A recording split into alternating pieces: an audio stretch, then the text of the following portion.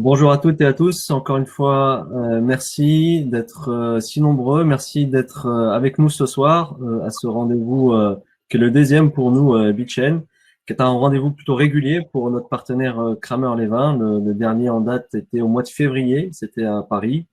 L'avantage du webinaire, c'est de pouvoir garder le contact avec vous, même en période de confinement ou en période de crise. Donc, bienvenue à toutes et à tous. On a un programme assez chargé, très riche. Nos partenaires ont vraiment préparé quelque chose d'assez consistant. On a regardé ça ce matin ensemble, donc il y a vraiment pas mal de choses à partager avec vous. Alors, programme, comme je vous le disais, ça va être un programme assez riche. On va se présenter très brièvement parce que vous connaissez davantage Kramer-Levin qui organise régulièrement ce rendez-vous et vous nous connaissez un peu moins, nous, BitChain. Ça va être très, très rapide. On va pas s'attarder là-dessus pour rentrer dans le vif du sujet avec, on va dire, deux grandes parties. Un véritable tour d'horizon de l'actualité réglementaire sur les stablecoins et d'autres sujets. Un tour d'horizon international. Beaucoup de choses vont être présentées, notamment liées à l'actualité, le dernier rapport du FSB. Beaucoup de choses qui ont été publiées récemment aussi par la Banque Centrale Européenne, l'OICV, quelques initiatives également au niveau de Bank of England, la Banque d'Angleterre, le Parlement européen, la BaFin, etc. Beaucoup de choses qui vont être présentées, donc ce tour d'horizon international réglementaire. Dans une deuxième partie, on attaquera la régulation des tableaux d'affichage.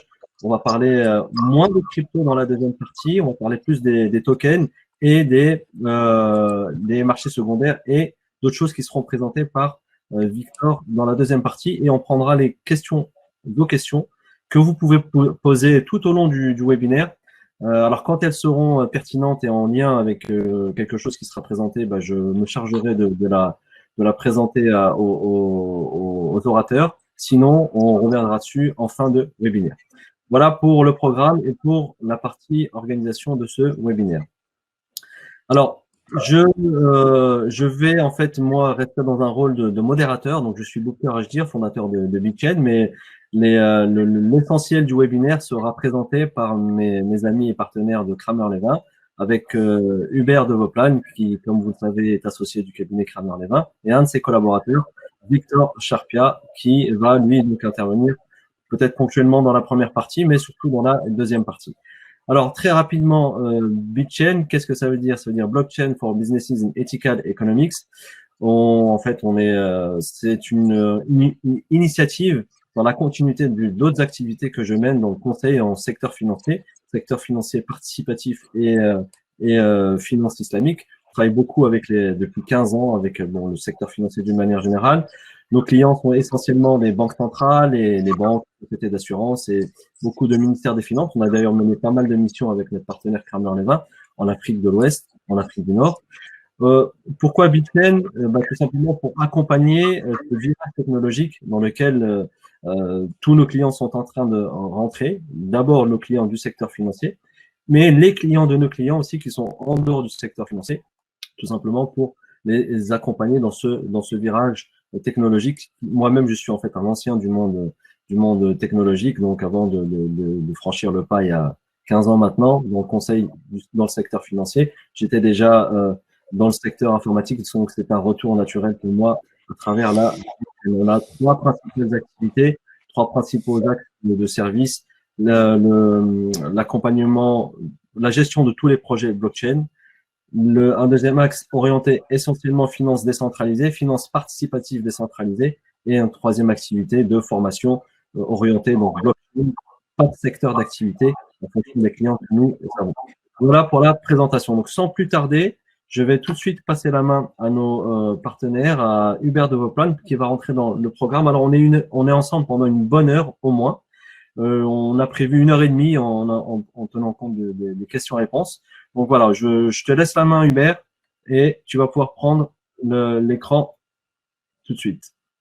Voilà, donc sans plus tarder, Je vais juste passer en full screen et ce serait nickel. Ouais, pardon, voilà, merci. Comme vous l'avez dit, Booker, donc on a deux grands sujets. Dans le tour d'horizon réglementaire, on a fait un choix. Alors pour ceux qui sont ceux qui ont l'habitude de nos Legal Crypto qui se tiennent grosso modo tous les 6 semaines au Palais de la Bourse, Palais Brognard à Paris, on choisit toujours des thèmes d'actualité et puis on essaye d'avoir de l'interaction avec vous, que ce soit pendant nos présentations ou autour d'un verre. Après, là, c'est un peu plus compliqué. Donc ici, on a l'actualité pendant la crise de Covid n'a pas faibli, puisque en matière de stablecoin, on en a souvent parlé dans nos Legal Crypto. Vous avez vu qu'il y a quand même 3 rapports qui sont sortis en avril-mai, sur lesquels on va se concentrer. Plus un rapport qui est pas directement sur le stablecoin, mais qui est sur les CBDC, les Central Bank Digital Currency de la Banque d'Angleterre. Je vous dirai un mot d'un rapport, non pas du Parlement européen, c'est pas un rapport du Parlement, d'ailleurs, c'est un rapport qui a été commandité plutôt par le Parlement auprès de l'université de Louvain, si mes souvenirs sont bons, et qui est assez bien fait, j'en parlerai un peu après. Et puis, on parlera aussi des lignes directrices du régulateur fédéral allemand, la BaFin, sur l'activité de conservation d'actifs numériques, qui est un point assez technique, mais assez intéressant, sur lequel la France et l'AMF et la loi Pacte se sont déjà penchés. Alors, je reviens un peu en arrière, pardon. Donc, le FSB, le Financial Stability Board, la Banque Centrale Européenne et l'OICV, l'organisation des régulateurs boursiers, ont chacun sorti un rapport entre avril et mai. Alors, on peut se demander bizarrement pourquoi 3 rapports à la même période. Donc, ce que je vous propose déjà, c'est de voir les définitions de ces 3 régulateurs internationaux sur les stablecoins, chacun ayant donné ou pas d'ailleurs sa propre définition.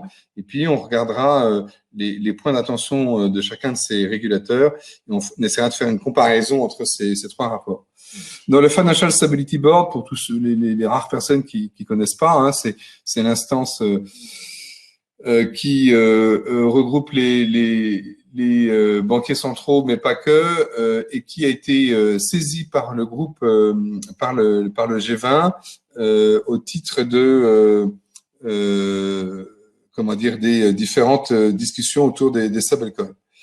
Donc, 3 définitions. Celle du FSB est assez intéressante puisqu'elle vise assez large et elle définit un stablecoin et surtout un global stablecoin sur lequel on reviendra.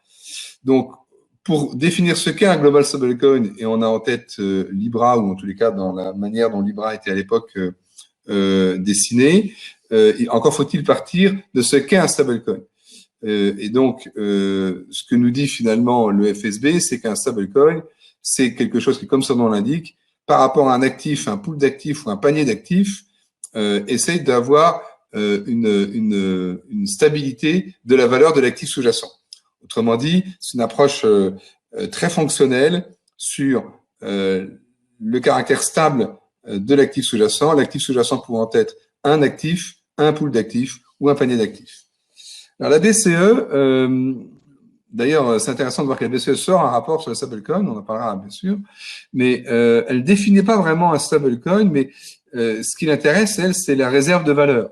Et elle définit pas plus le global stablecoin, mais elle se dit, bon, bah, c'est tout ce qui peut avoir une diffusion internationale, mondiale, sous forme de stablecoin. L'OICV qui regarde plutôt du côté, elle, des titres, des valeurs mobilières, des securities, d'abord constate qu'il n'y a pas de définition juridique proprement dite et que du coup on se demande un petit peu ce que c'est. Et ce qu'elle constate là aussi, c'est la fonction de stabilisation. Elle constate que certains stablecoins ne sont pas assis, backés, comme on dit, sur des actifs de référence, mais parfois sur autre chose. Et donc, il y a pas toujours aussi de rachat possible, en tous les cas, à la valeur nominale, et que certains ne sont ni stables ni des jetons. Elle ajoute aussi que certains global stablecoins peuvent avoir des potentiels lorsqu'ils sont émis par des grandes entreprises. On pense ici à Facebook, mais pas que, bien évidemment. Donc, en clair, il n'y a pas de définition. La seule définition la plus large, je trouve, est celle du FSB. J'en reviendrai un peu après. Alors, Comme on l'a vu, pour qu'il y ait stablecoin, encore faut-il qu'il y ait un actif, un panier d'actifs ou un pool d'actifs sous-jacents. Quels sont ces actifs ou ces paniers d'actifs sous-jacents? Eh bien, pour le FSB, c'est n'importe quel type d'actif.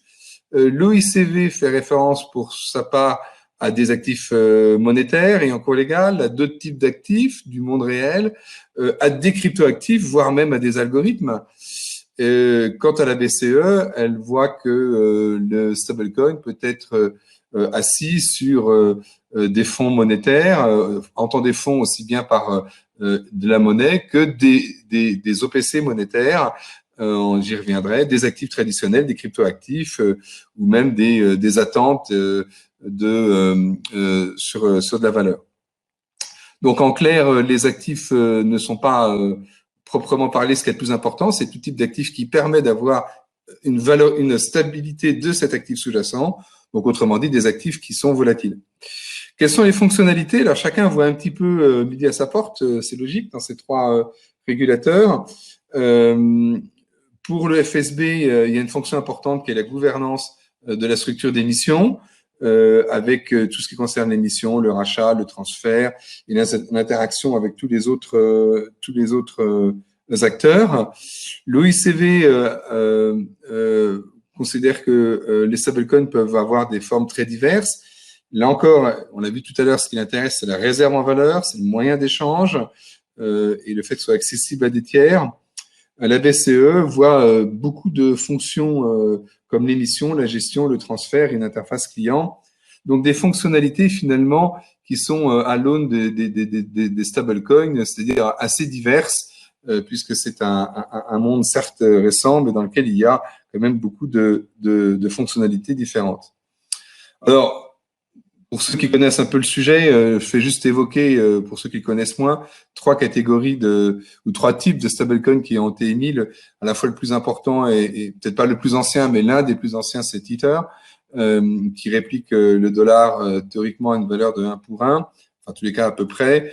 Tether a des problèmes juridiques d'ailleurs dans l'État de New York avec le procureur de l'État de New York, justement sur cette valeur de 1 pour 1. On en a déjà reparlé dans nos Legal Crypto, je ne vais pas forcément y revenir. On a un autre comme Tether qui est basé aussi sur le dollar, qui est USD Coin, dans lequel on trouve la marque de Goldman Sachs, pas loin. Bon, il faut savoir que la plupart des stablecoins, quand je dis la plupart, c'est grosso modo les 2 tiers, sont assis sur du dollar, de l'US dollar. Et puis, MarkerDAO a sorti DAI, qui est un stablecoin décentralisé, là aussi, qui est destiné à répliquer la valeur du dollar, de l'US dollar. Et ce qui est intéressant ici, c'est qu'il faut mettre en gage préalablement via un smart contract des actifs pour ensuite émettre ces stablecoins. Voilà quelques exemples, il y en a bien d'autres. Alors, rentrons un peu dans le vif du sujet sur le FSB. Alors, attendez, j'ai un autre partage à faire. Attendez, je vais peut-être faire une bêtise. Je fais arrêt partage, crac, et je remets ceci. Donc, le FSB a sorti le 14 avril son rapport en fait, son rapport, il tourne autour des Global Stablecoins. Et pour parler des Global Stablecoins, il faut d'abord évoquer tout le sujet des stablecoins. Vous vous souvenez peut-être des différentes interventions de notre ministre de l'économie et des finances, avec celui de l'Allemagne aussi, et d'autres qui ont demandé à la fois via le G7 et via le G20 de sortir, enfin, qui ont mandaté, pardon, le FSB pour faire des travaux sur les Global Stablecoins. C'était l'époque, donc, entre décembre de l'année dernière et janvier-février de cette année, où un certain nombre d'hommes politiques au sein du G7 faisaient part de leurs craintes autour du Libra. Et donc, mandat a été donné au FSB. Donc, le FSB devait d'abord étudier ce que c'était que le Libra, mais plus globalement les stablecoins, et faire des propositions. Et là, c'est un des points intéressants du FSB, on va voir après par rapport aux autres, c'est qu'il y a 10 recommandations, et j'aimerais bien quand même vous les remontrer, mais je les ai de tête sinon, 10 recommandations très pratiques du FSB. Donc, Préalablement, le rapport analyse les risques de supervision sur les stablecoins, mais surtout sur les global stablecoins. Alors, le global stablecoin, pour ceux qui viennent du monde de la finance, il y en a beaucoup autour de la table, ça fait un peu penser au global CFIs. Global CFIs, c'est, vous vous souvenez, post-crise 2008, le comité de Bâle a créé ce qu'on appelle les SIFIs, les institutions financières systémiques. L'acronyme que je prenais était le même, mais en anglais. Donc, les institutions financières systémiques, c'est-à-dire celles qui peuvent, comme leur nom l'indique, avoir un risque sur la stabilité financière proprement dite. Et cette stabilité et ce caractère systémique étaient analysés aussi bien localement, donc dans une juridiction, que globalement. Autrement dit, il y a certaines banques qui ont des activités mondiales et qui présentent un risque systémique mondial. Donc, on a le FSB, enfin plus exactement, pardon, la BRI d'abord, dans le monde bancaire, créé ce qu'on appelle les SIFIs et derrière les Global SIFIs, c'est-à-dire les institutions financières qui présentent un risque global. C'est la même approche qu'on retrouve pour les Global Stablecoins. Autrement dit, un Global Stablecoin, ce n'est rien d'autre qu'un stablecoin, mais qui fait l'objet d'une utilisation d'abord d'un projet mondial et universel et d'une utilisation qui dépasse des frontières d'un pays ou d'une zone géographique ou d'une zone monétaire. Autrement dit, c'est un projet qui, dans son ambition même, présente immédiatement un caractère multijuridictionnel. Et ce caractère multijuridictionnel, on va le retrouver dans les listes des 10 propositions. Malheureusement, j'arrive pas à me mettre sur ce que je vous avais préparé. Je sais pas si Booker, tu peux aller sur et télécharger le document du FSB et aller à la page des 10 propositions et les mettre. Comme ça me permettra d'y aller. Mais donc, le FSB analyse les global stablecoins à l'aune de sa mission, c'est-à-dire la stabilité financière. Et de considérer qu'un global stablecoin peut avoir dans son projet même une atteinte à la stabilité. Alors bien sûr, le FSB remarque immédiatement qu'il n'y a pas aujourd'hui, à l'heure où il parle, de stablecoin qui soit émis, de global stablecoin qui soit émis. Le Libra n'était pas encore, et n'est toujours pas d'ailleurs émis. Pour autant, et c'est assez rare de la part d'un régulateur mondial, mieux vaut prévenir que guérir. Donc, contrairement aux SIFIs et global SIFIs, ici le FSB met tout de suite, avant même que des projets concrets soient sur le marché, met tout de suite des interrogations, des barrières même peut-on dire, sur les fonctions de global stablecoin. Et de considérer que plusieurs normes financières peuvent s'appliquer à ces global stablecoins, que ce soit les normes GAFI, celui du CPMI, donc de la BRI en matière d'infrastructure, ou celui de IOSCO, ou celle de IOSCO, pardon, en matière de réglementation des marchés financiers. Ensuite, le FSB fait toute une liste des différents risques, on va les reprendre, qui sont inhérents et afférents au global stablecoin, marché, crédit, liquidité, etc., et auquel on retrouve un principe qu'on voit souvent en matière de réglementation, et qui est intéressant parce que c'est un peu, j'allais dire, comment dire, la phrase qu'on sort à tous les coups, same business, same risk, same rules, considérant que la technologie ici importe peu, dès lors que un global stablecoin a une activité et un risque qui soit comparable à d'autres activités qui sont régulées, on doit donc leur appliquer les mêmes règles. Donc, les 10 propositions, Booker, est-ce que tu as réussi à télécharger ou pas finalement? J'en ai un du 14 avril. Ouais, c'est ça, ouais. Ouais, je l'ai là. Et tu vas aux 10 recommandations qui sont dans les 3-4 premières pages. Alors, attends, bouge pas. En attendant, je vais vous montrer celui de la BCE, qui est intéressant parce que c'est un rapport qu'on trouve que sur. Il n'est pas en version PDF. Enfin, en tout cas, moi, je n'ai pas réussi à le trouver en version PDF. Voilà ce que je vais vous montrer. Clac. Donc, je passe à celui de la BCE que je vous présente dans sa forme. Donc, c'est dans les recherches et publications de la BCE. Donc, c'est pas encore un document, j'allais dire qu'à force réglementaire de la part de la BCE. Ça fait partie, c'est pour ça que je voulais vous le montrer, des recherches et des publications. Le papier, il indique tout de suite dans la note de bas de page c'est un papier qui est fait pour être commenté et on peut directement envoyer ces commentaires aux 3 personnes qui sont indiquées. Je vous ai cliqué sur la note numéro 1. Donc, c'est une version en ligne qu'on trouve, donc il suffit d'aller sur chacun des points, mais je vais revenir sur mon Google Crypto, voilà. Donc, maintenant, la BCE, ça c'est très récent, c'était le 14 mai. Donc, c'est vraiment tout chaud, vous voyez. Et son rapport porte bien son nom, hein, c'est un rapport sur le cadre réglementaire applicable au Global Stablecoin.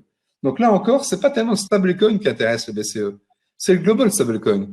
Et on voit que dans les 2 cas, que ce soit le FSB ou que ce soit la BCE, ce qui les intéresse finalement, c'est la question du risque systémique monétaire. Autrement dit, de manière non dite, c'est la souveraineté monétaire qui les intéresse. On a bien vu que c'était ceci les débats qui avaient eu lieu avec Libra. Alors, le rapport, comme les autres d'ailleurs, reconnaît qu'il peut et qu'il y a des avantages à l'adoption de stablecoin, y compris de global stablecoin. Mais tout de suite, le rapport pointe les risques sur l'adoption de global stablecoin sur la stabilité financière. Alors, ce qui est intéressant, on va le voir un peu après, c'est que la BCE prend l'exemple du Libra et à travers cet exemple, passe en revue un certain nombre de considérations qui lui sont chères, si je puis dire, et notamment en ce qui concerne les risques juridico-financiers. Alors, Hubert, de nouveau, je t'ai mis à l'écran ouais, le rapport du FSB, si c'est les 10 mesures. voilà, c'est ça. Ouais. Alors, merci. Essaye de les mettre en un peu plus grande, en un peu plus large. Donc, ce qui est intéressant, ce sont des mesures, des recommandations, pardon, à destination des régulateurs locaux. Ce qui est logique. Un global stablecoin, il a beau être global, il est d'abord émis par une entité qui est incorporée, qui est enregistrée dans un pays. Et donc, on l'a vu avec Libra et avec la Suisse, hein, c'est-à-dire que les pays dans lesquels les émetteurs de global stablecoin sont enregistrés, pour ces pays-là et pour ces régulateurs, le FSB met en place 10 recommandations. Parmi ces recommandations, il y a la 3, moi je trouve qui est intéressante. Hein, donc les autorités doivent s'assurer de, excusez-moi c'est en anglais, hein, comprehensive regulation, supervision and oversight of the global stablecoin arrangement across border and sectors. Un besoin de coopération ensemble. Même chose, les recommandations numéro 4 sur la gouvernance, notamment sur le mode de comptabilité. Tu peux descendre en dessous du 5. Alors là, on trouve autour du 5 un point qui est un de mes dadas, parce que j'ai déjà pas mal écrit sur le sujet, à propos de la manière dont est gérée la réserve et les questions de cybersécurité ou autres. Et on le retrouve dans le numéro 6, avoir en place des systèmes robustes en matière de data, etc. Mettre en place des plans de PCA, de resolution plan ou autres. Oui, on retrouve très bien le monde bancaire. Et alors, moi, ce qui m'intéresse, bien évidemment, c'est la 9, le côté juridique. Hein, authorities should ensure that the GSC arrangement provide legal clarity to users of the nature and enforceability of any redemption rights and the process for redemption where applicable. Donc ici, on va toucher au cœur des aspects juridiques de stablecoin, c'est le droit de remboursement du stablecoin en une monnaie fiat. Je vais revenir, du coup, si tu peux sortir, je vais maintenant revenir sur celui de la BCE, la page de la BCE, l'introduction. Ce qui m'intéresse, alors il y a des fonctionnalités, voilà, c'est les considérations réglementaires. Vous lirez, je ne vais pas passer dans le départ. Je vous ai dit tout de suite que c'était pas un papier normatif, c'était un papier de recherche. Pour autant, quand vous le lirez, vous verrez que dans ce point numéro 2, Regulatory Considerations, eh bien, ils y vont pas avec des should ou avec des mais, autrement dit avec du conditionnel et de l'hypothèse. Les rédacteurs, ils vont clairement avec du présent indicatif. Si vous prenez, par exemple, alors il y a attention à la confusion, hein. Quand ici les rédacteurs parlent de asset management function, ce n'est pas au sens de la gestion collective AMF, c'est la gestion des actifs sous-jacents des stablecoins. On n'est pas dans la gestion collective, bien sûr. Hein. The Asset Management Function, c'est pas au sens AMF du mot, c'est au sens actif sous-jacent. Et donc, ce que nous dit ici la BCE, c'est que, bon, attention, ça peut prendre, si je prends uniquement le deuxième point, et il est dit pareil en dessous pour d'autres, on nous dit, ben, finalement, the coin will fall within the definition of EU money under EU legislation. Donc, c'est pas should ou may, hein, c'est voilà, si c'est comme ça, ça tombe sous les coups de la monnaie électronique, etc., etc. In contrast, if the stablecoin arrangement guarantees, etc., etc., il sera classé comme une banque du fait de du fait du dépôt des fonds et que les fonds soient remboursables au public. C'est une définition ici juridique de ce qu'est un établissement de crédit. Un établissement de crédit au sens de l'Union européenne, c'est pas d'abord un établissement qui fait du crédit, c'est d'abord un établissement qui reçoit des dépôts des fonds du public et dépôts qui sont bien évidemment remboursables. Donc tout de suite, ce que je trouve intéressant, c'est que dans ce papier de recherche, il n'y a pas la place tellement à la discussion. C'est comme si, c'est comme ça, mais grosso modo, tous les stablecoins devraient, et les global stablecoins devraient tomber soit dans la monnaie électronique, soit dans l'activité d'établissement de crédit, soit c'est juste en dessous, dans l'activité de fonds et plus précisément de money market fund.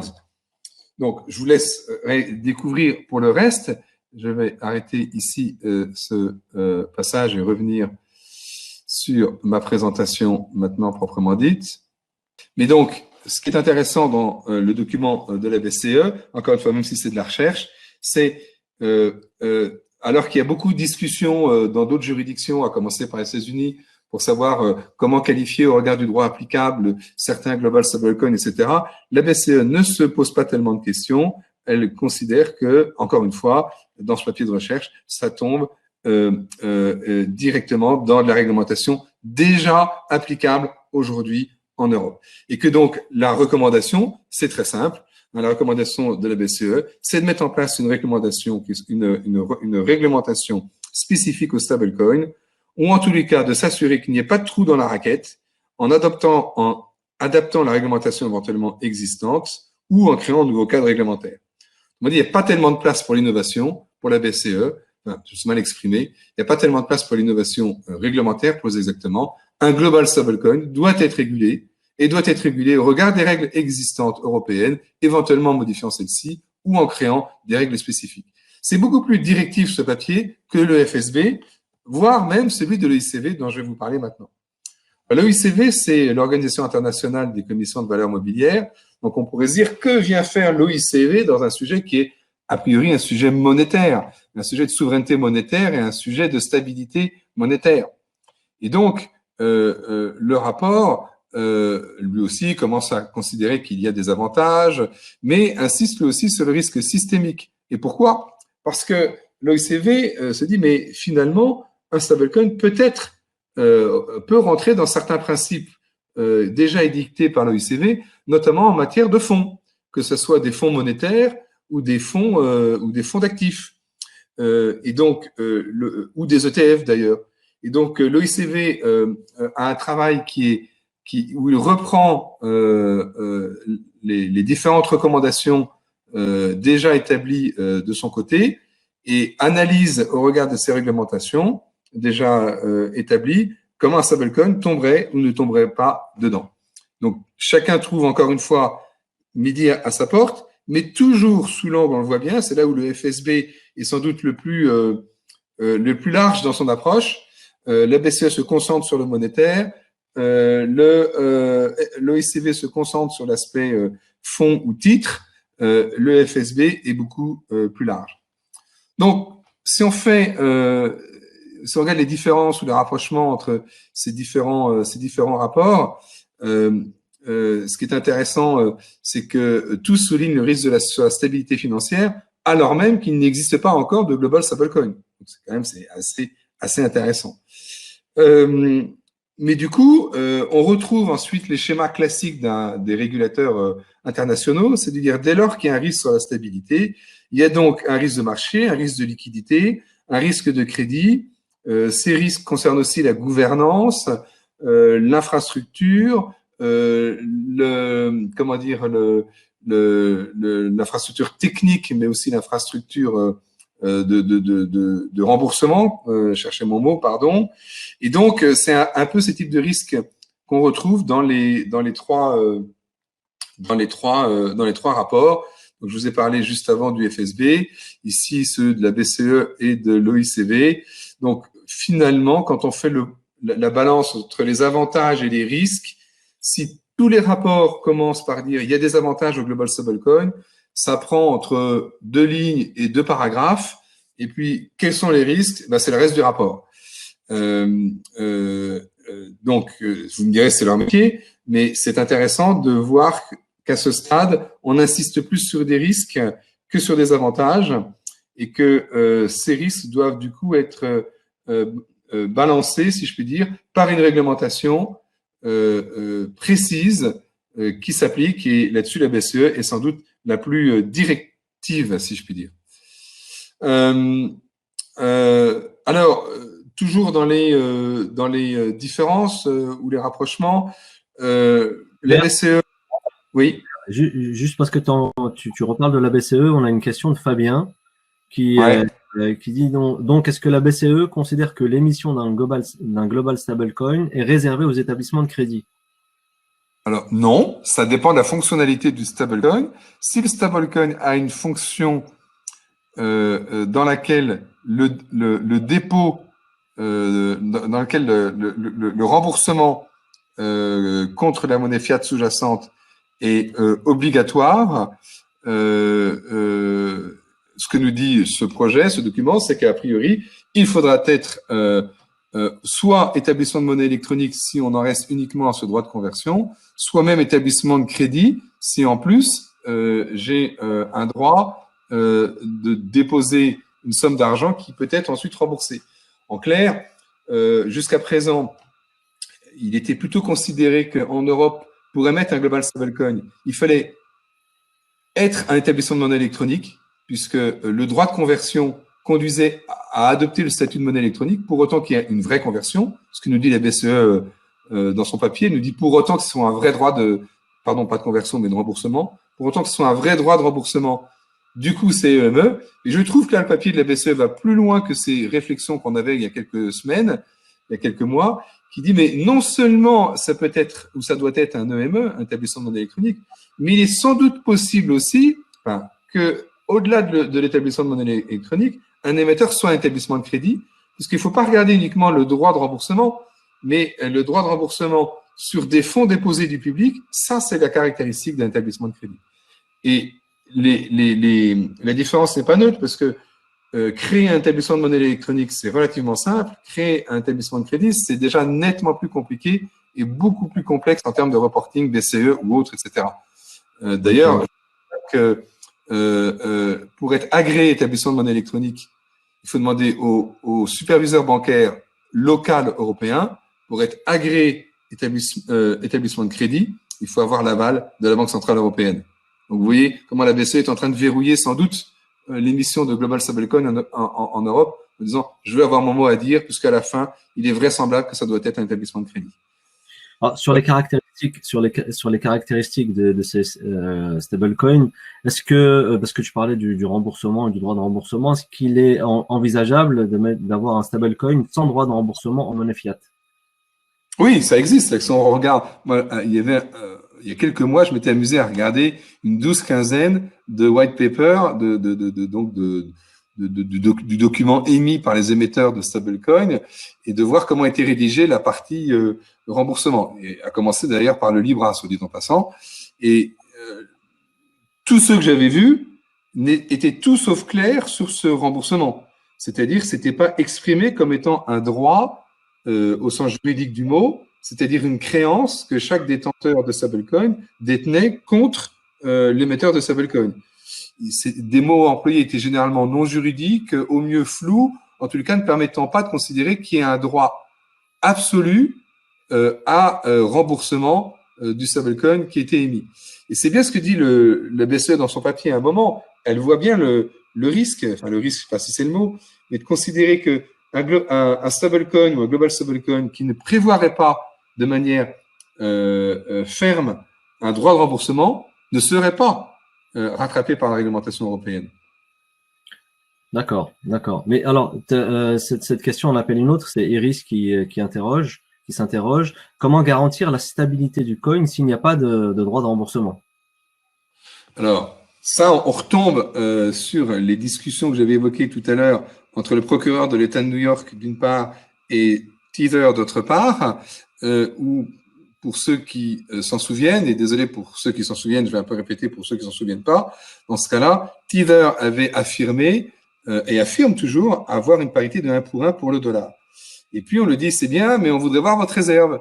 Est-ce que le montant des stablecoins émis correspond au montant de US dollars que vous avez en réserve? Autrement dit, on voudrait aller auditer votre réserve de US dollars dans la banque dans laquelle vous avez déposé ces US dollars. Et là, les choses ont commencé à se gâter puisque Tether a indiqué, mais j'ai pas véritablement 1 pour 1, ça dépend, etc. Bref, le procureur de l'État de New York a considéré qu'il y avait un flou sur ce droit de réserve, sur sa composition, sur la manière dont est auditée cette réserve. Et donc, pour répondre à la question, effectivement, s'il n'y a pas de droit d'audit de la réserve, si on ne sait pas de quoi est composée de manière très claire la réserve, il y a des risques pour que la stabilité soit pas de 1 pour 1. Aujourd'hui, la stabilité de la plupart des stablecoins est de 1 pour 1, mais c'est parce que je pense qu'il y a peu d'investisseurs qui ont été lire les white papers, qui ont été demandés des audits précis sur la manière dont cette réserve fonctionnait, et sur le droit de remboursement. Mais le jour où le monde de la finance va un peu plus s'intéresser à ces stablecoins en mettant un petit peu plus d'argent dans des audits ou autres, etc., il y a des chances pour que certains stablecoins décrochent de la valeur de 1 pour 1. D'accord, d'accord. Et puisque tu évoquais justement la parité avec le dollar, on a François qui posait une question. Un stablecoin à parité avec le dollar, mais utilisé dans un groupe privé, entre parenthèses, on l'achète et on le rechange, est-il une e-monnaie régulée ou est-ce qu'on peut l'utiliser comme on veut? Alors, je raisonnerai plutôt en droit européen, pas dans les autres droits, puisque ce que nous disent aussi tous ces rapports, c'est attention, quand vous avez un global stablecoin, quand vous avez un stablecoin qui est utilisé dans différentes juridictions, il faut non seulement aller voir la régulation du pays émetteur du stablecoin, mais du pays destinataire, ou en tous les cas des pays dans lesquels le stablecoin est utilisé. Si on est dans un cadre à l'intérieur d'un groupe, il y a des chances que ceci soit considéré ce qu'on appelle comme une monnaie de compte ou une monnaie de règlement intragroupe. Rien n'empêche à l'intérieur, le cas échéant, d'un pool de trésorerie ou autre, etc. Pour ceux qui travaillent dans des groupes industriels ou même bancaires, les pools de trésorerie conduisent à ce qu'on puisse tout à fait se mettre d'accord sur une devise de compte et une devise de paiement en fonction d'un certain nombre de critères. Mais ici, vous remplacez le mot devise par le mot stablecoin et vous pouvez tout à fait, à l'intérieur d'un groupe, dès lors que ça ne dépasse pas une même entité juridique qu'est le groupe, pour autant que cette notion aussi ait un sens, faire référence à un stablecoin comme une monnaie de compte ou une monnaie de paiement dès lors qu'elle est réservée et limitée à un groupe juridique. Ok. Alors, dernière remarque qui s'ensuit derrière avec une question, c'est Yadox qui, il a posé sa question il y a un petit moment déjà. Il dit qu'il a vu quelque part que les stablecoins pourraient ne plus être considérés comme des actifs numériques. Donc, changement de taxation si on échange des cryptos contre des stablecoins. Est-ce que vous avez des informations là-dessus? Rien du tout. Je ne suis pas regardé ce point-là. Ok. Ok. Bon, on va chercher. Je continue alors, vous voyez, je ne vais pas forcément passer beaucoup de temps là-dessus. Ce qui est intéressant, c'est que la BCE comme OICV ont en vérité pris le cas Libra. Sauf que la BCE ne se cache pas derrière son petit doigt et dit je prends Libra. Et en fonction du white paper de Libra, alors c'était avant que Libra ne change de positionnement, il y a quelques semaines. Et donc je prends Libra et j'étudie Libra et la réglementation européenne. Le OICV prend un cas imaginaire, enfin qui ressemble fortement au Libra quand même. Alors que le FSB ne prend pas de cas concret et fait quelque chose de beaucoup plus général, comme c'est le cas dans les différents rapports de l'OICV. Donc tout ceci autour des stablecoins pour bien montrer que la tendance dure de ces régulateurs, c'est d'appeler à une réglementation, à une régulation.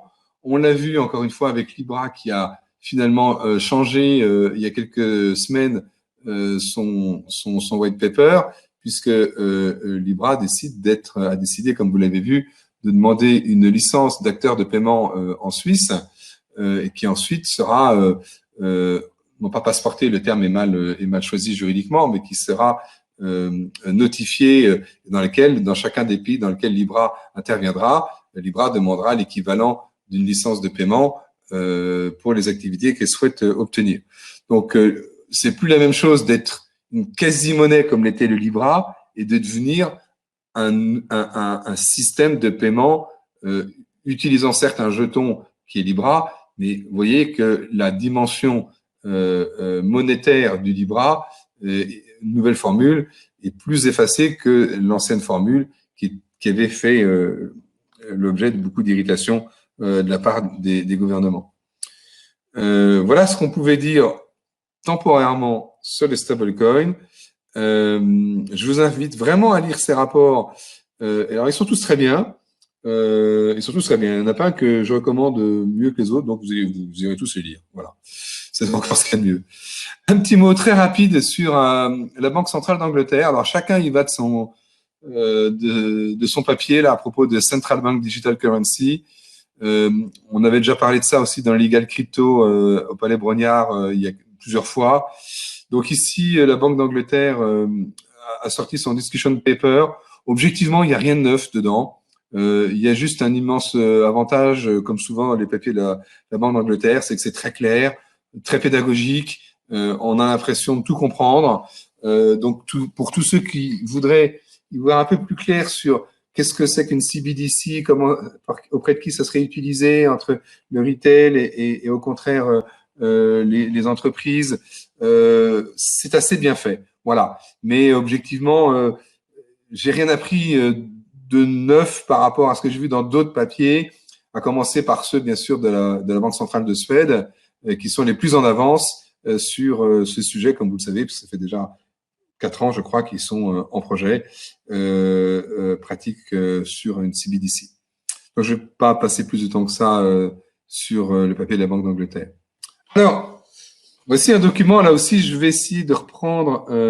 Alors, attendez, je vais essayer de voir comment faire. Ben non, c'est pas grave, puisque j'arrive pas à partager autre chose. Donc, non pas le Parlement européen, mais en fait, le Parlement européen avait fait un appel d'offres qui a été gagné par l'université de Louvain, si mes souvenirs sont bons. Je crois que c'est une université belge, qui a sorti 2 rapports, l'un en 2018 autour des cryptoactifs, crypto-monnaies et blanchiment, pour faire court, et l'autre, la fin avril 2020, autour de la question de la régulation et de la réglementation des cryptoactifs et des crypto-monnaies. Ce rapport, il fait peu de propositions, à part éventuellement une ou deux, mais il est surtout, alors, pour tous ceux qui ont tout voulu savoir sur les crypto-monnaies, les crypto-actifs, que ça passe par les tokens, les ICO, les stablecoins, les securities token offering, toutes ces questions-là, c'est un excellent condensé de tout ce qui s'est fait jusqu'en avril 2020 sur le sujet, avec des bonnes références, avec des bonnes définitions, avec les renvois aux bons bouquins, et c'est pas uniquement parce qu'il me cite que je le dis, mais avec, enfin voilà, c'est très pédagogique.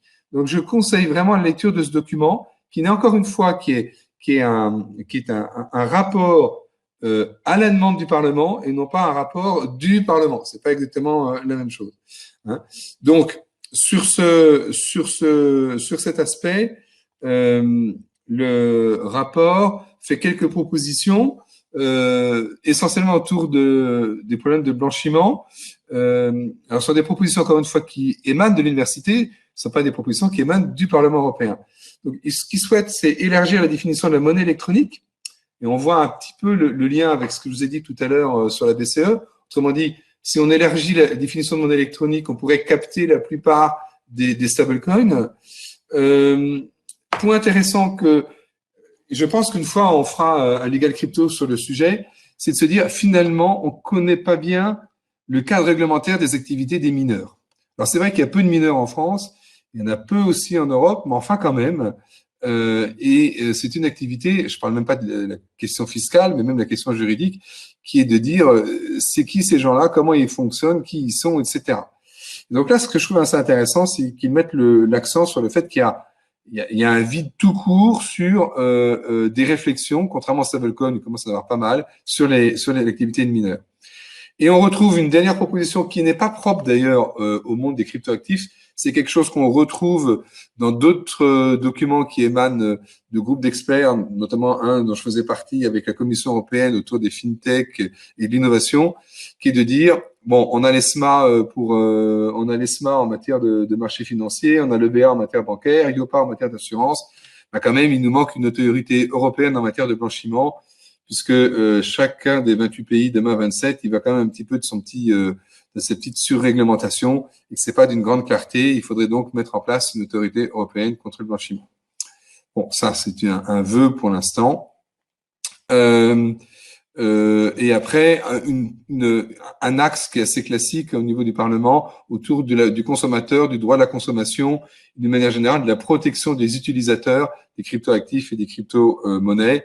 Ici, on retombe, on a hésité quand on a fait ce Legal Crypto via Winard de vous parler des 3 consultations de la Commission européenne en cours, notamment une sur les cryptos, une sur le monde digital et une 3e sur les paiements. Mais ce sont des choses qu'on retrouve énormément dans les 3 consultations en cours de la Commission européenne sur la question de la protection des consommateurs. Alors, dernier point un peu technique encore, mais très intéressant, c'est les Allemands. Les Allemands, alors vous savez, pour ceux qui... il y a peut-être dans les auditeurs à la fois des gens qui viennent des régulateurs, à la fois des gens qui...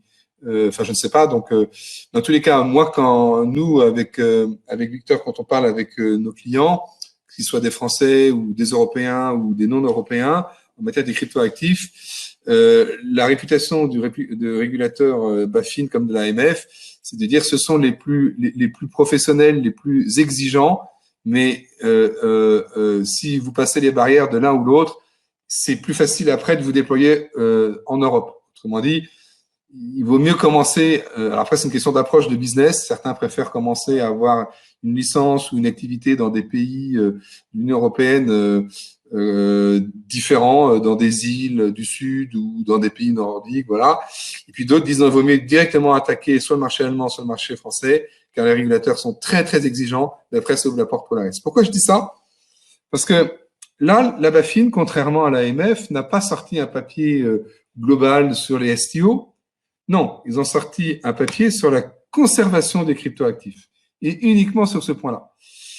C'est intéressant parce que c'est au moment de la transposition de la 5e directive qui fait entrer donc les services de conservation des cryptoactifs dans la catégorie des services financiers que la BaFin se dit eh ben il faut donc que je sorte un document, notamment des lignes directrices sur le sujet. Donc, la nouvelle réglementation est applicable en Allemagne depuis le 1er janvier 2020. Mars 2020, une série de lignes directrices. Et comme on va le voir un peu après, il y a une clause dite de grand-père qui permet à ceux qui exerçaient déjà des activités de continuer leur activité en attendant de recevoir leur nouvel agrément. Donc, la première chose importante, c'est la définition par la loi allemande de ce qu'on définit comme une activité de conservation de cryptoactifs. Je passe rapidement parce que je vais m'y attarder un petit peu dans une slide suivante. Et ici, ce que nous dit finalement la BaFin, c'est que les security tokens, c'est pas la peine d'en parler plus que ça, puisqu'ils sont en partie déjà couverts par la réglementation prospectus. Et vous savez qu'il y a des réflexions aussi là-dessus, et que la réglementation de conservation des cryptoactifs, elle est donc supplétive, et comme le dit le rapport, s'incline devant les régulations spécifiques qui existent déjà. Alors ça, c'était la première ligne directrice sur la définition. Je vais y revenir encore une fois. Deuxième ligne directrice sur la procédure d'agrément. Donc là, c'est tout comme en France. En France, c'est-à-dire qu'il y a la loi Pacte oblige 2 activités qui doivent être enregistrées ou agréées. Et parmi l'une de ces deux activités, c'est l'activité de conservation sur actifs numériques. L'autre activité en France, c'est la mise en place de plateformes d'achat-vente sur cryptoactifs.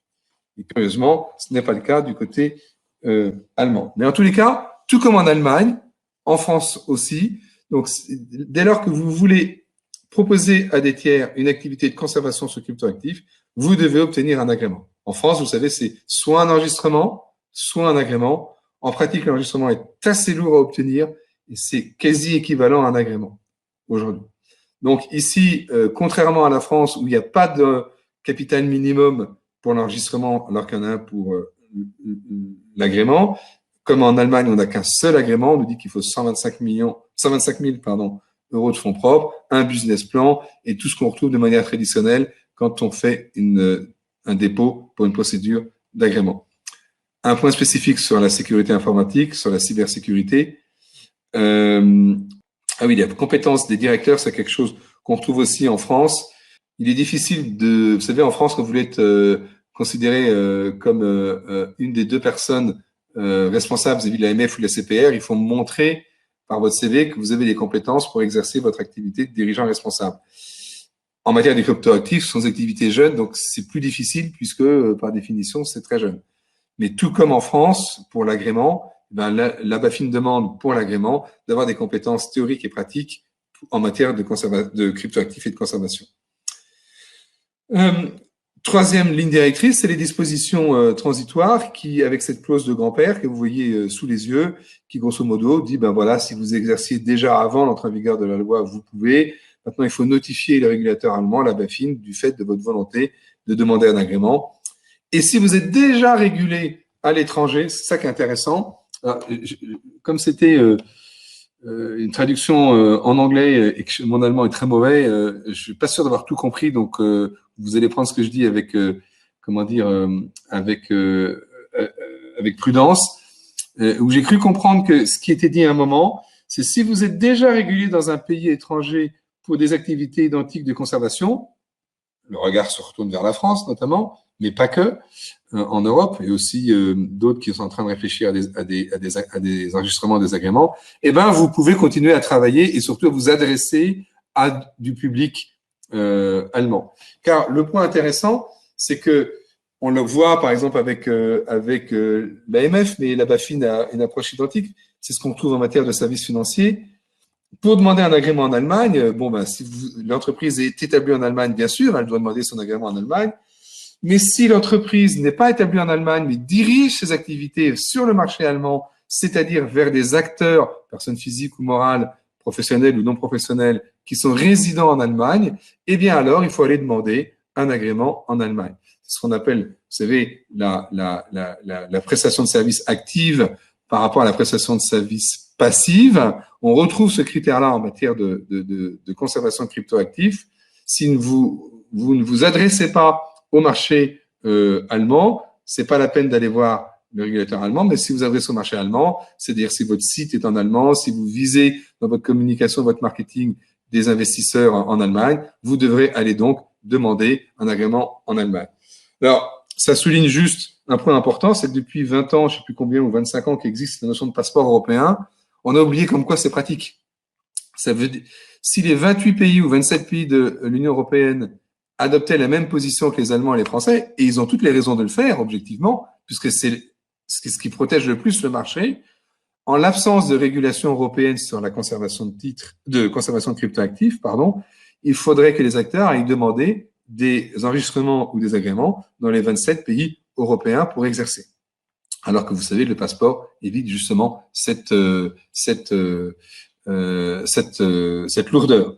Donc, on voit bien l'importance de la consultation de la Commission européenne sur la mise en place d'un cadre réglementaire relatif aux cryptoactifs, que ce soit pour les activités de place de marché ou les activités de conservation. Si on regarde, si on fait une petite comparaison entre ce qu'on entend par activité de conservation en France et en Allemagne, la manière c'est à la fois différent et proche, dans la forme comme dans le fond. En France, donc, on a la loi qui nous donne la définition de ce qu'est un service de conservation sur actifs numériques. Et c'est détaillé dans la partie réglementaire du Code monétaire et financier, où il nous dit que c'est d'abord le fait de détenir pour le compte de tiers, mais surtout de maîtriser les moyens d'accès aux actifs numériques. Donc, c'est la maîtrise des moyens d'accès. Et après, on nous dit cette maîtrise des moyens d'accès, eh bien, ça peut prendre la forme de techniques cryptographiques ou pas, avec des clés ou pas. Mais le mot important, c'est maîtrise des moyens d'accès. Ça, c'est le côté français. Côté allemand, on voit aussi, et on emploie le mot garde, custody, garde, au sens de cette disposition, c'est la prise en charge en tant que service pour des tiers. Donc, on retrouve cette notion d'une activité pour le compte de tiers, ce qui inclut les prestataires qui détiennent les cryptos de leurs clients. Et alors là, c'est une notion, alors encore une fois, il faudrait voir la version allemande, sans que ces derniers ne soient familiarisés avec les clés cryptographiques utilisées. Et le point clé est toujours la possibilité d'accéder aux adresses publiques où les cryptos sont stockés. Donc, c'est pas écrit de la même manière que la France, où on a cette notion de maîtrise des moyens d'accès, mais pour moi, je trouve que c'est quelque chose qui ressemble. Et mon petit doigt m'a dit que la BaFin et l'AMF se parlaient. Alors, je sais pas jusqu'à quel point ils se parlent ou se sont parlé. En tous les cas, comme la réglementation française est sortie avant la réglementation allemande, on peut penser qu'en Allemagne, il y a des gens qui parlent français et même anglais et qui ont été regarder ce qui se passait du côté français. On peut aussi penser qu'ils se sont parlé entre eux, qu'ils n'ont pas utilisé les mêmes termes, mais en tous les cas, on voit qu'il y a une logique qui est proche, qui est celle de maîtriser les moyens d'accès aux adresses publiques, finalement, comme étant le critère de ce que constitue la conservation d'un actif numérique, qui est donc très différent de la conservation d'un titre financier. Voilà pour la partie BaFin. Est-ce qu'il y a des questions ou pas, ou tu en as vu sur le sujet, Lucas, ou pas? Oui, une question qui est arrivée, c'est quand tu parlais du Parlement européen et ils voulaient savoir est-ce qu'ils ont pensé à une analyse du stacking. Non, pas à ma connaissance. D'accord. Bon, voilà Hervé, la réponse. A priori, non. Voilà, mais j'ai pas lu, je vous dis que j'ai bien aimé ce rapport, mais il y a des parties où je suis parti très, très vite, donc j'ai pas lu attentivement tout le rapport. Dernier point d'actualité réglementaire, elle est vraiment d'actualité, c'est pour ça qu'on en parle, c'est la SEC versus Telegram. Vous avez suivi que le 24 mars, un tribunal de New York a rendu une décision dans le cadre d'une injonction qui avait déjà été émise par un juge bloquant l'émission des jetons Gram dans le cadre de l'émission privée qui avait été faite par Telegram. Donc, un juge avait considéré que cette émission de Gram était assimilée à un security au sens du test Howey de la jurisprudence de la Cour suprême américaine, en clair une valeur mobilière dans notre droit. Hein. Et donc, le juge a fait une injonction à l'émetteur des jetons, à Telegram, sur la suite du processus et notamment sur l'émission proprement dite des jetons. Pour ceux qui ont pas ça en tête, Telegram avait fait une vente privée qui s'était manifestée par le fait que les investisseurs des Gram avaient versé de l'argent à Telegram, mais sans recevoir en contrepartie de jetons. Donc, c'est une promesse, il faut avoir confiance, si vous voulez. Et donc, il était prévu, mais c'était prévu dès le départ, que les Gram seraient émis, et quand ils seraient émis, ben, ils pourraient être négociés et s'échanger. Et donc là, le juge américain de New York a interdit à Telegram de procéder à l'émission de ces jetons, de ces grammes. Et donc, il y a eu donc contestation de la décision et Telegram est allé donc contester devant un tribunal new-yorkais, puisqu'ici on est devant le tribunal new-yorkais, sur cette interdiction, sur cette injonction. Et en fait, le tribunal new-yorkais, il a confirmé l'injonction du premier juge, considérant que tout ceci ressemblait à une émission de valeur mobilière d'un security au sens américain, et que, ma foi, la réalité économique de l'application du test Howey aux cryptoactifs, notamment sur la notion d'appel de fonds, était en l'espèce remplie, et que donc l'émission devait suivre toute la réglementation en matière de prospectus ou d'exemption de prospectus, d'enregistrement auprès de la SEC, etc. Galère, comme vous pouvez imaginer. Donc, le 12 mai, donc c'est tout récent, Pavel Durov a annoncé qu'il arrêtait son projet, carrément. Faisant un petit laïus sur l'extraterritorialité du droit américain, parce qu'effectivement, l'émetteur n'était pas basé à New York, c'est ça qui est intéressant, hein. Il était basé au Caïmans, si mes souvenirs sont bons. Et donc, il arrête, et ça pose un problème, parce qu'il dit, bon, je vais rembourser mes investisseurs, et ce qu'il a dit, alors j'ai pas été plus loin en tous les cas, je vais leur permettre de récupérer 70% de leur investissement, d'accord, mais 70%, c'est pas 100%, comme dit l'un l'autre. Donc, je pense qu'il va y avoir encore une suite à cette décision de Pavel Durov, de dire je vous rembourse, mais pas tout. Comment je vous rembourse? Il y a déjà eu des opérations plus ou moins sur le marché gris. Donc, on est encore parti dans des considérations juridiques intéressantes. Il faut que j'étudie un peu plus le sujet, mais on en reparlera lors d'un prochain Legal Crypto sur cette décision qui, après Libra, ben maintenant c'est Telegram qui jette l'éponge, grosso modo. Donc les deux plus grosses ICO, enfin ICO c'était pas le mot, mais deux très grosses opérations par des acteurs, alors l'un qui est vraiment GAFAM, l'autre qui était pas, mais enfin qui était proche, je pense à Telegram, ben, sont arrêtés par la réglementation et par la jurisprudence américaine. Et quand je vous parlais tout à l'heure de la BCE qui était assez directive, du FSB qui était peut-être moins directif, mais qui appelait quand même à une régulation, une réglementation sur les stablecoins, tout ceci montre, avec ce décor plus général, que il est plus possible pour des acteurs nouveaux, dès lors qu'ils veulent avoir une activité en dehors de leur pays d'origine, de se lancer sans un minimum de considérations juridiques et réglementaires globales. Voilà le tour d'horizon. Est-ce qu'il y avait des questions, Booker, où je passe la main à... Pas une question, mais un complément, Sebag, qui dit que les stablecoins font aussi l'objet de discussions au sein de l'OCDE dans le cadre de l'application de la transparence fiscale aux virtual assets, à l'e-money et aux sharing economy platforms. Oui, exact. Merci pour cette précision. Alors, tu vois, on va passer à la deuxième partie. Ça fait déjà 1 heure que. Ouais, désolé, j'étais un peu long. Fait son exposé. Ceux qui connaissent, ceux qui te connaissent ont l'habitude. Et moi, c'était intéressant en même temps. On a encore une centaine de personnes avec nous, donc je pense que le sujet intéresse. Dans la deuxième partie, Victor va moins parler des cryptos. C'est ça, Victor? Donc, on te laisse poursuivre. Ok, très bien. Je suis sur l'écran complet. Donc, bonjour à tous. C'est un lundi, on appelle ça le lundi du Legal Crypto, mais on parle aussi de FinTech.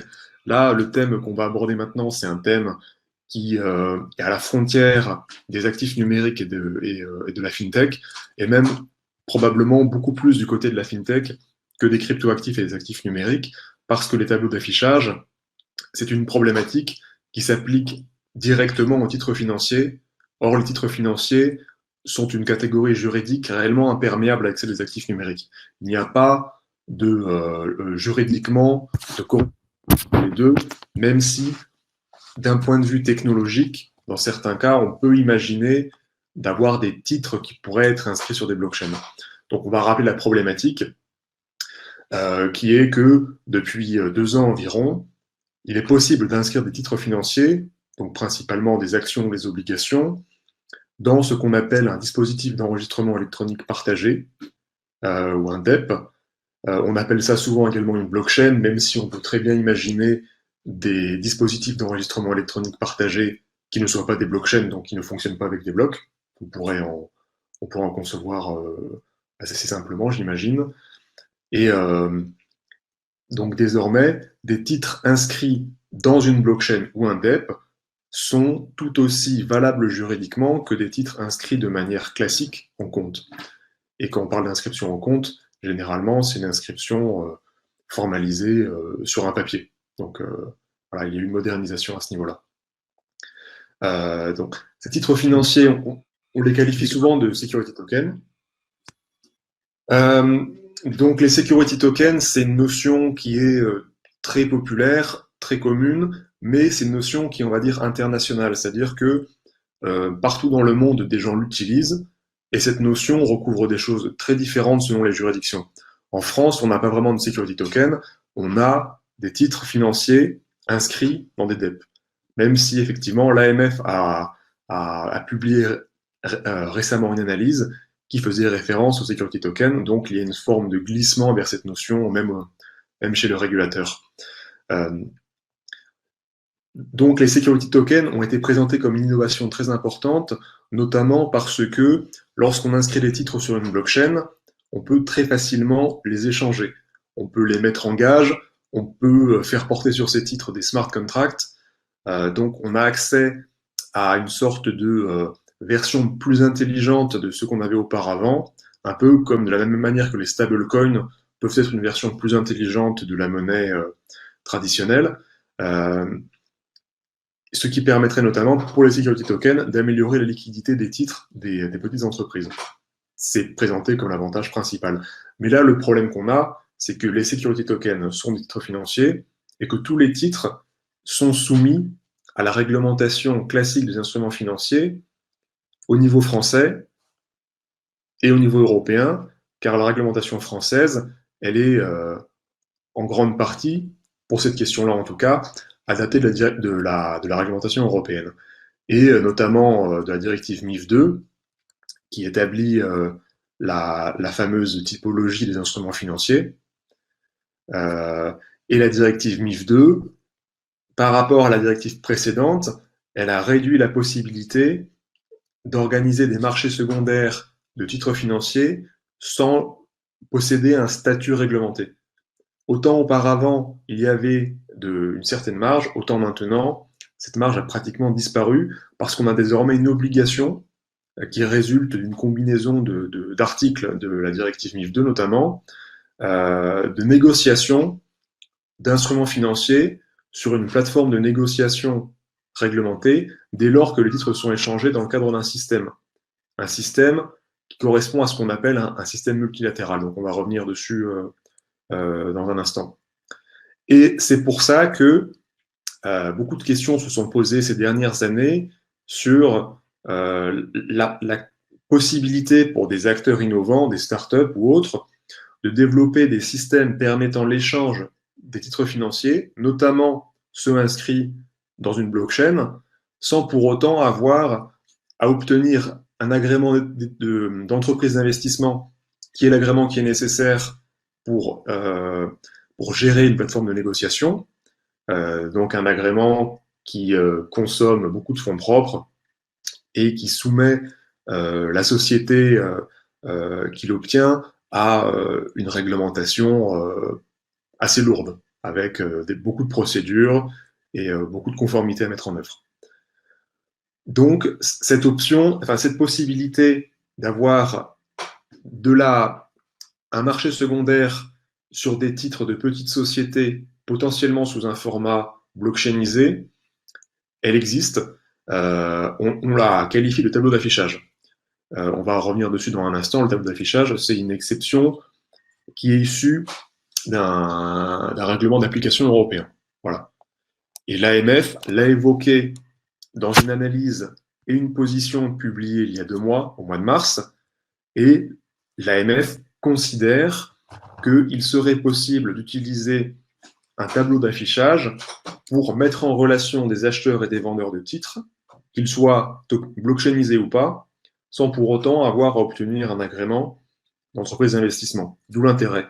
Et on va voir aussi, un peu plus tard, que cette possibilité qui est offerte à ces acteurs innovants d'utiliser des tableaux d'affichage pour échanger des titres est en fait, en pratique, assez dur d'utilisation, évidemment. Donc, pour revenir rapidement sur la définition, le système multilatéral est défini comme un système au sein duquel de multiples intérêts acheteurs et vendeurs pour des instruments financiers peuvent interagir. Donc, on a plusieurs éléments là-dedans.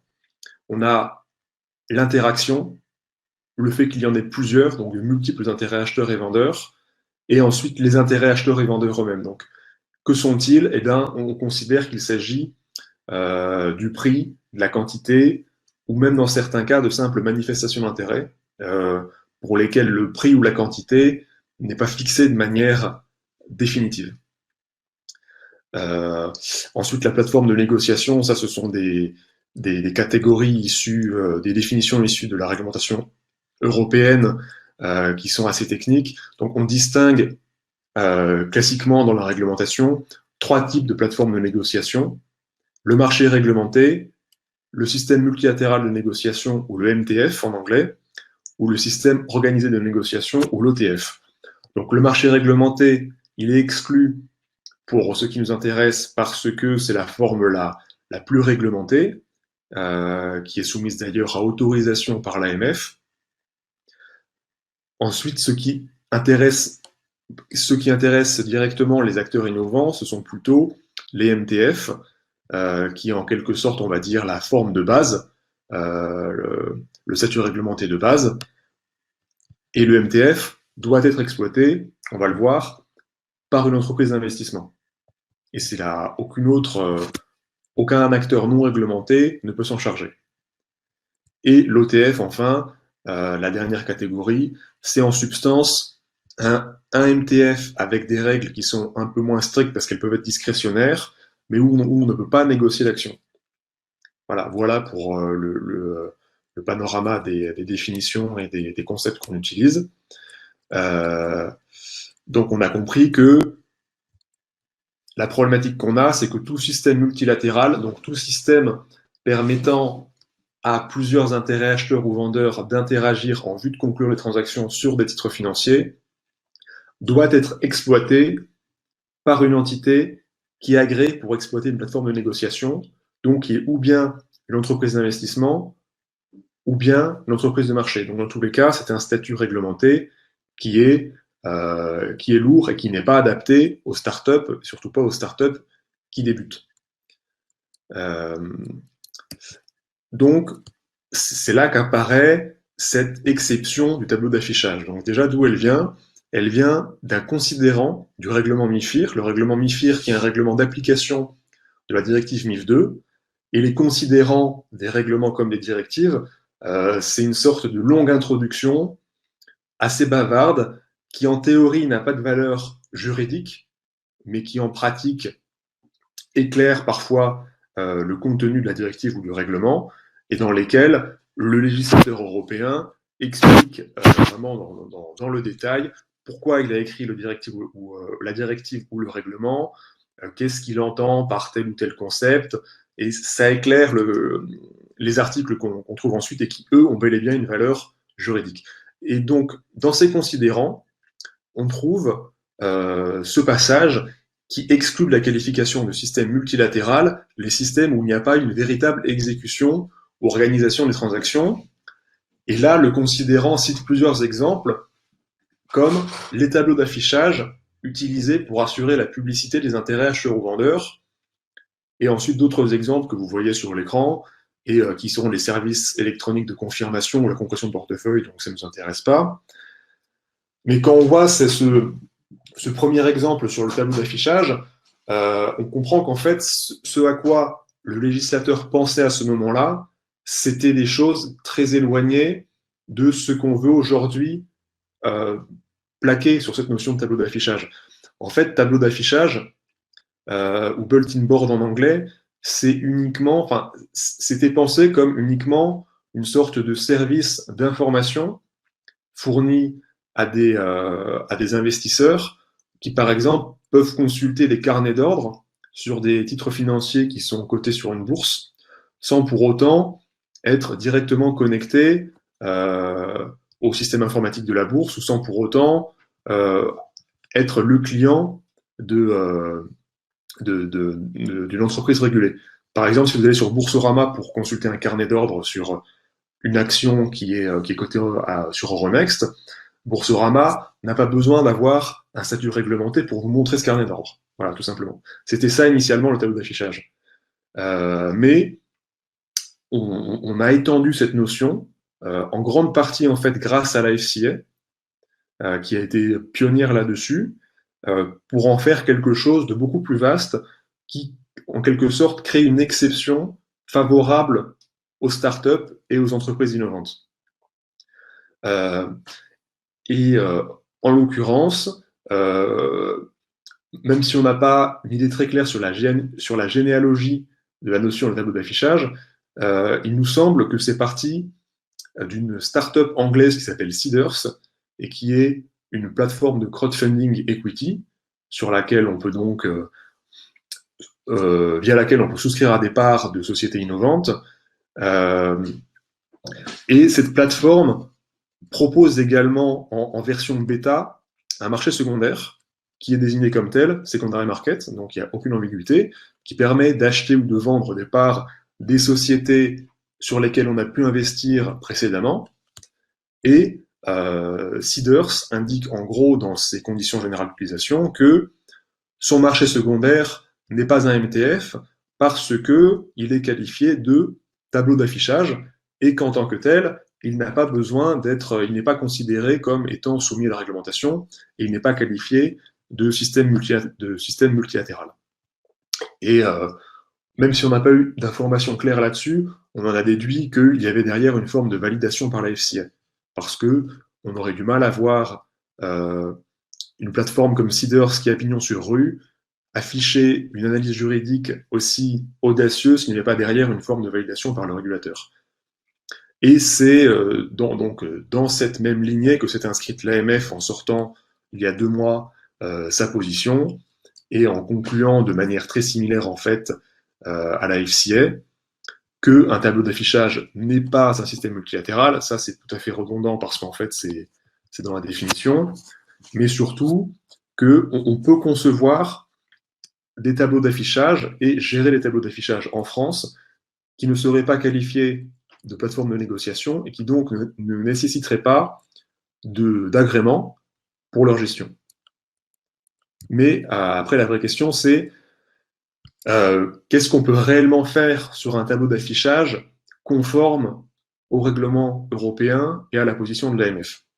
Et en fait, on se rend compte qu'on peut faire des choses via ces plateformes, mais ce n'est pas pratique, en tout cas pas pratique pour tout le monde. C'est peut-être pratique pour certains acteurs, mais pour les investisseurs retail qui ont besoin de liquidité, qui veulent faire beaucoup d'opérations, ce n'est pas ça dont ils ont vraiment besoin. Donc, qu'est-ce qu'on peut faire ce qu'on indique là, c'est ce qu'on a tiré de la position de l'AMF, et c'est également nos analyses et notre compréhension. Donc, ça n'a pas valeur d'évangile, ça pourra très bien être contredit ou au contraire encore accentué par le régulateur à l'avenir. Donc, qu'est-ce qu'on peut afficher déjà dans les ordres? Est-ce qu'on peut afficher des ordres? A priori, oui. Donc, on devrait pouvoir, via un tableau d'affichage, afficher des intérêts acheteurs, que ce soit sur le montant ou sur la quantité. Par contre, le point le plus important, c'est qu'il ne faut en aucun cas que la plateforme permette un appariement entre les ordres d'achat et les ordres de vente. Donc, même si on a en présence d'un même titre un intérêt acheteur et un intérêt vendeur en sens inverse portant sur le même montant et pour le même prix, la plateforme n'a pas le droit de les apparier, ce que fait normalement une plateforme de négociation classique, c'est-à-dire en validant directement la transaction. Mais par contre, l'AMF précise que les coordonnées de l'acheteur et du vendeur peuvent être affichées de manière à ce qu'ils se contactent directement pour conclure la transaction. Par contre, l'AMF le précise aussi, il ne faut pas que la plateforme permette à l'acheteur et au vendeur de communiquer directement, par exemple via un système de messagerie. Voilà, donc c'est assez, c'est pas hypocrite, mais c'est assez, on est vraiment sur une forme de formalisme qui est qu'on n'a pas le droit d'avoir un chat sur la plateforme. Par contre, on a le droit d'indiquer le mail et de s'envoyer des mails séparément. Donc, le but, c'est que l'acheteur et le vendeur, ayant vu les ordres passés ou les intentions exprimées par leur potentielle contrepartie, la contactent en dehors de la plateforme, éventuellement renégocie l'opération et ensuite conclut la transaction comme le ferait deux personnes normales par rapport à des titres de mon côté, que ce soit des parts de SAS ou autres. Donc, on négocie, on se met d'accord, et derrière, on signe un contrat et on verse les fonds correspondants au titre acheté. Quelques autres problématiques assez pratiques. Le contrat de cession des titres, évidemment, on a quand même généralement besoin d'un contrat, en particulier quand on est en présence de titres non cotés. Il nous semble que si la plateforme mettait à disposition des acheteurs et des vendeurs un contrat type, potentiellement un contrat même pré-rempli, ça serait peut-être excessif par rapport au rôle que le tableau d'affichage doit jouer, qui est uniquement un rôle d'indication des intérêts, non pas un rôle de mise en relation ou d'aide à la conclusion. Donc, on considère plutôt, même si on n'a pas de clarification du régulateur là-dessus, évidemment, parce que c'est une question trop précise, que la plateforme pourrait renvoyer à par exemple, un site externe, un prestataire ou un partenaire externe qui, lui, se chargerait de fournir les contrats. Même si, évidemment, l'acheteur et le vendeur sont libres, vraiment. Ce qu'ils font sur la plateforme ne les engage à rien, ça c'est le point le plus important. Donc, ils sont libres, lorsqu'ils sont l'un face à l'autre hors de la plateforme, de renégocier le prix ou la quantité, ou de choisir leur propre modèle de contrat. Et vraiment de s'arranger par eux-mêmes sur tous les aspects de la transaction. Ensuite, quelques autres aspects. Il faut postérieurement que la cession soit notifiée à la plateforme, parce qu'au minimum, la plateforme doit pouvoir retirer l'intérêt acheteur ou vendeur qui était auparavant publié. La plateforme devrait être autorisée, selon nous, à afficher les historiques des transactions passées, étant donné que ces historiques en fait, de transactions ne se conçoivent que si les participants ont bel et bien notifié les transactions qui ont été faites à la plateforme, ce qu'ils n'ont en fait pas l'obligation de faire, sauf si un contrat est lié à la plateforme et exige qu'ils le fassent. Autrement, ils pourraient très bien négocier des transactions sur les titres pour des montants ou des quantités différentes par rapport à ce qui était affiché sur le site. Et la plateforme ne pourrait, en principe, pas le savoir. Et donc, avec cet historique des transactions passées, on pourrait très bien reconstituer les cours et faire des courbes d'évolution du prix d'un certain titre au fil du temps. C'est pas quelque chose qui, à notre sens, est incohérent avec la destination de la plateforme. En tout cas, ce n'est pas directement contraire. Et deux autres problématiques, les clauses statutaires d'agrément de préemption qui sont évidemment très fréquentes pour les petites sociétés et les SAS. Là, on a du mal à voir comment la plateforme pourrait directement faciliter ou valider ou, on va dire, lever automatiquement les clauses d'agrément ou de préemption sans qu'il y ait une sorte d'intervention manuelle de chacune des parties. Et enfin, les aspects fiscaux, dans un très grand nombre de cas, une transaction sur... Excusez-moi, désolé, j'ai un chat qui...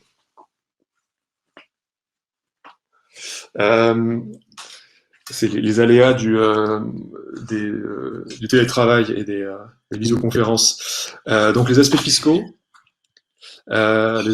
potentiellement, donc de nombreuses transactions ont des conséquences fiscales. En tout cas, par exemple en France, toute vente d'un titre financier donne lieu à un droit d'enregistrement qui est d'un montant variable selon le type de société. Et alors là, de la même manière, il faut que les parties s'entendent entre elles, l'acheteur et le vendeur, pour régler ces droits d'enregistrement, et ça ne devrait pas être à la plateforme de s'en occuper. Et dernier point, mais un point qui peut-être juridiquement est peu exploré par la position de l'AMF et qui risquerait d'être problématique, d'autres qualifications envisageables. D'une part, l'AMF suggère que même si la plateforme en fait n'est pas une plateforme de négociation et n'a pas besoin d'un statut régulé à ce titre, elle pourrait fournir d'autres services réglementés et donc être rattrapée par la réglementation à ce titre-là. Et là, l'AMF mentionne la RTO, la réception et transmission d'ordre, l'exécution d'ordre ou encore le placement non garanti. Donc on a un problème potentiel, en particulier sur la RTO, qui est une sorte de serpent de mer depuis, je crois, la directive MIF 1, parce que un considérant, donc encore une fois un considérant qui n'a pas de valeur juridique, mais qui est censé être là pour éclairer la compréhension du texte, indique que la RTO comprend également la mise en relation de 2 ou plusieurs investisseurs permettant la réalisation d'une transaction entre eux.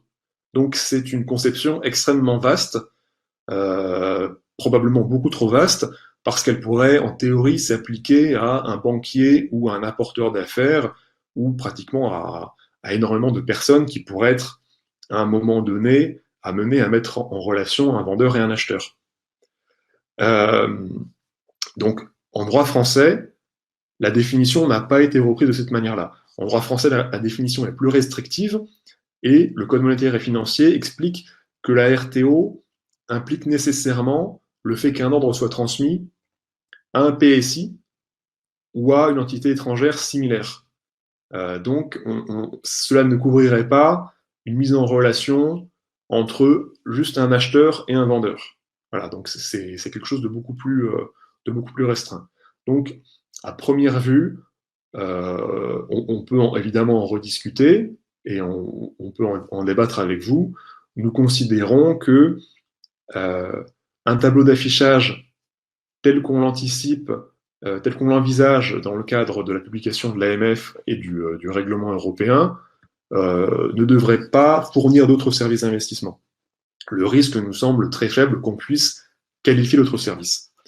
Et enfin, un dernier risque, un risque qui est très souvent passé sous silence parce que c'est une question qui n'a jamais été très claire dans la réglementation, c'est l'offre publique.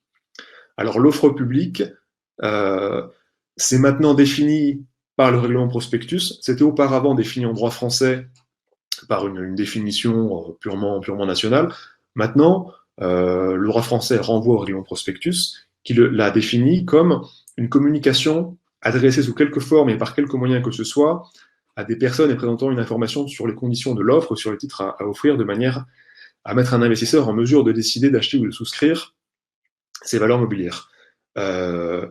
Donc là, potentiellement, un tableau d'affichage qui ne se contenterait pas uniquement d'indiquer une intention d'achat ou de vente sur un titre, mais qui envelopperait ça sous une forme de marketing, une présentation promotionnelle en, par exemple, présentant la société dont les titres peuvent être achetés ou vendus, en proposant des pitchs ou des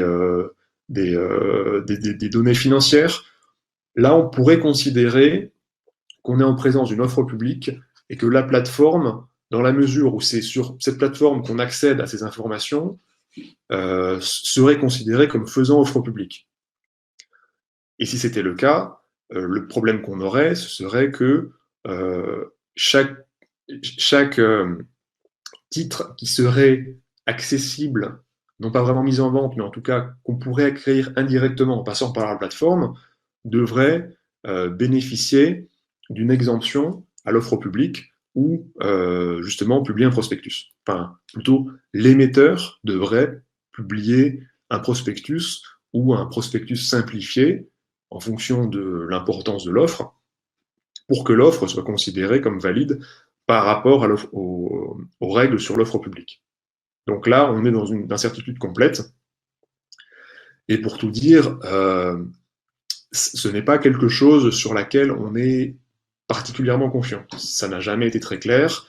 Et autant il y a beaucoup d'exceptions dans le régime de l'offre publique pour certains acteurs qui ont émergé ces dernières années, comme notamment les plateformes de crowdfunding, qui bénéficient d'exemptions qui sont très bien balisées et assez simples à mettre en œuvre, autant, comme évidemment les tableaux d'affichage sont encore complètement hors de la réglementation, ils risqueraient de ne profiter d'aucune de ces exceptions et donc de se prendre cette réglementation en pleine face et sans limitation.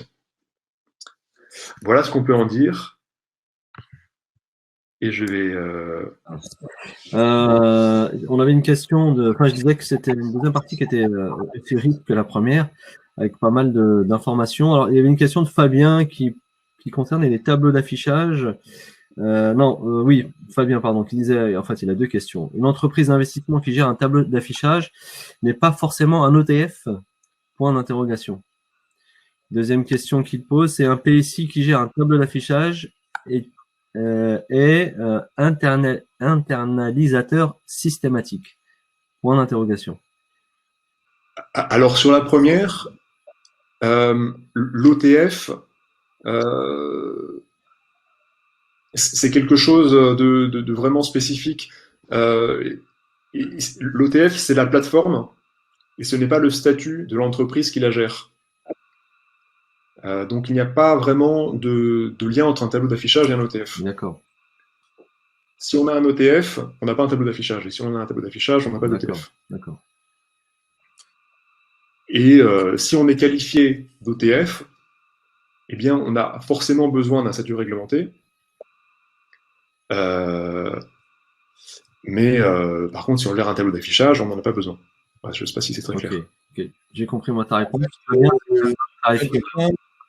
Un des points qui sont autour des deux questions, c'est dans le papier de l'AMF où on voit à la fin, en disant voilà, le tableau d'affichage, ça peut marcher, mais attention, vous pouvez être rattrapé, vous pouvez aussi faire de la RTO, machin, etc.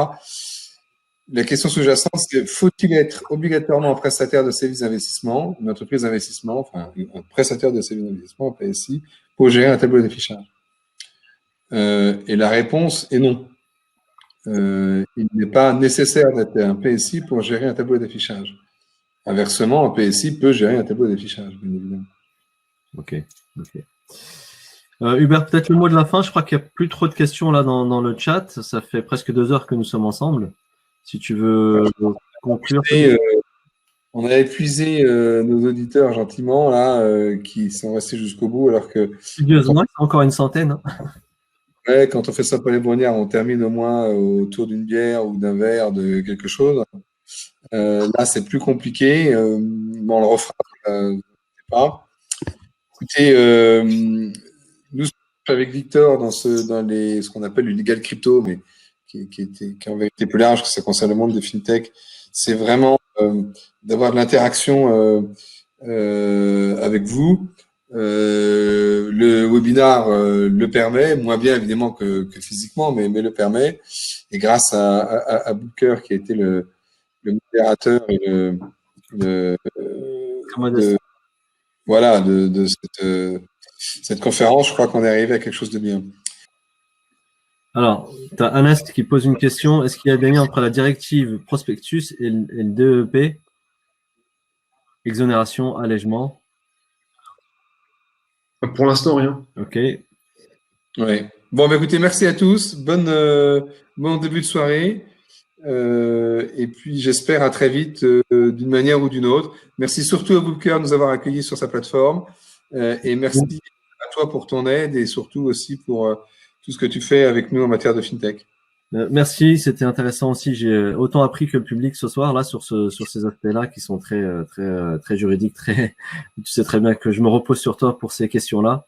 Donc merci je remercie moi aussi de mon côté tous les participants et les participantes et ceux qui ont contribué. Et donc on vous dit à très bientôt, soit pour une nouvelle session, soit par mail ou par réseaux sociaux où on va vous communiquer. Merci également à Victor et à Benjamin qui nous a aussi un petit peu aidé, qui était dans le back office. Exactement. Et de tout le monde. Voilà. Allez, bonne fin de journée à tous. Merci, au revoir.